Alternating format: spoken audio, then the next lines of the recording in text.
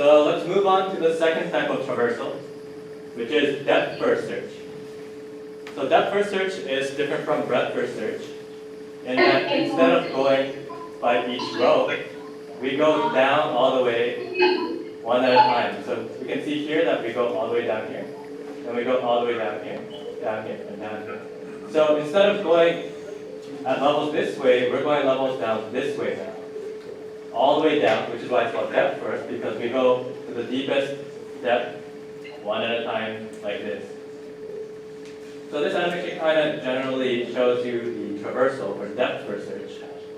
And let's go through what we need to do, what we need to know to study depth first search. So depth first search is exactly the same as breadth first search actually, except it uses a stack instead of a queue. So remember, queue is like a line at a restaurant, right? The person who comes in first comes out first. The person who comes in last comes out last. Stack is the opposite of that.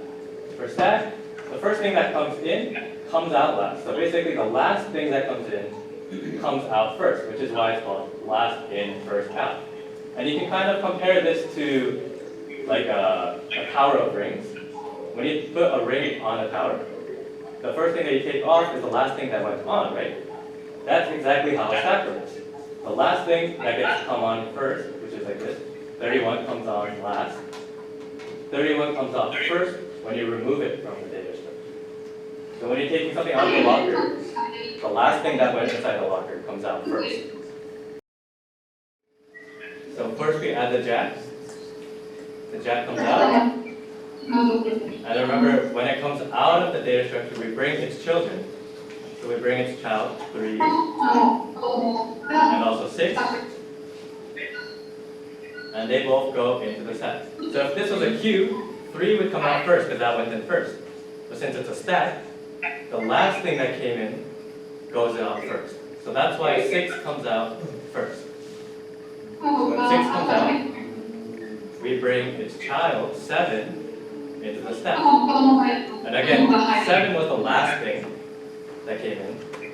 So it's the first thing that comes out. So the 7 comes out. 7 has no children, so nothing gets added to the stack. So we take the next thing from the stack, which is 3. 3 comes out of the stack. And then we bring 3's children. So 3's children is 10. And also king. So remember, stack is last in, first out. The last thing that came in was king. King comes out. And then king has no children, so nothing goes in the stack. So we take out the next thing in the stack, which is 10. 10 comes out. 10 has no children. So now we're done with that first search. So now you can see the order of this is jack, 6, 7, 3, king, 10. And we can see that we are traversing along the depth instead of the breadth.